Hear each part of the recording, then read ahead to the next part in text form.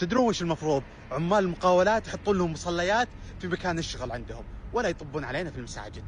يا ناس صرنا نكره نصلي الظهر في المساجد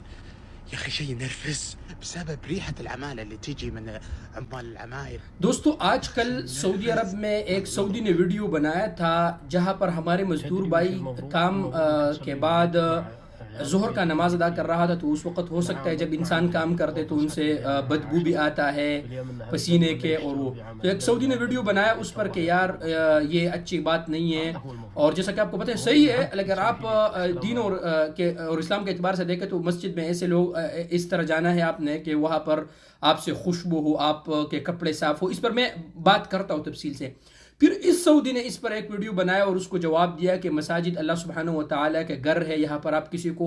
منع آپ کسی کو نہیں کر سکتے مسجد سے۔ لیکن اس ویڈیو میں آپ دوستوں کو ایک مختصر پیغام دیتا ہوں، اور وہ یہ ہے کہ جب آپ کام کے دوران کسی مسجد میں نماز پڑھنے کے لیے جاتے ہیں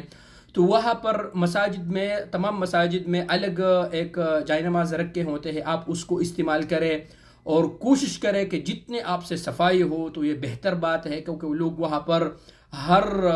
ممالک کے لوگ ہوتے ہیں۔ اس کے علاوہ دوستو مجھے خود کئی سعودیوں نے بتایا کہ یار آپ جو ہے نا بات کریں، ہمارے مسجد میں اکثر لوگ جب آتے تو وہ پیاز اور وہ تھوم استعمال کرتے ہیں تو ان کے بدبو آتے، تو اس سے تو نبی کریم صلی اللہ علیہ وسلم نے منع فرمایا کہ جب آپ مسجد میں جاتے ہیں تو یہ چیزیں آپ مت استعمال کریں، کیونکہ فرشتے سے اس کو تکلیف ہوتے، فرشتوں سے۔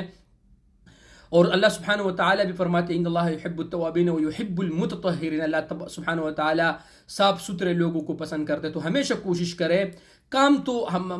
مجبوری ہے جب آپ جاتے ہیں، نماز تو ہر حالات میں جو ہے نا قضا نہیں کرنی چاہیے، وہ تو پڑھنا ہے آپ نے، لیکن کوشش کرے کہ جتنے بھی صفائی ستھرائی کا خیال ہو تاکہ کسی اور کو بولنے کا موقع نہ ہو۔ اور جب آپ مسجد میں، جب آپ مغرب عصر عشاء میں جب آپ مسجد میں جاتے تو خوشبو لگایا کریں۔ اس کے علاوہ آپ یہ پیاز اور تھوم وغیرہ استعمال نہ کریں مسجد جاتے وقت، کیونکہ فرشتوں سے بھی اس سے تکلیف ہوتے ہیں۔ باقی جو ہے نا اللہ سبحانہ و تعالیٰ کے گھر کا جتنا بھی خیال رکھے ہم سب پر واجب ہے۔ شکریہ۔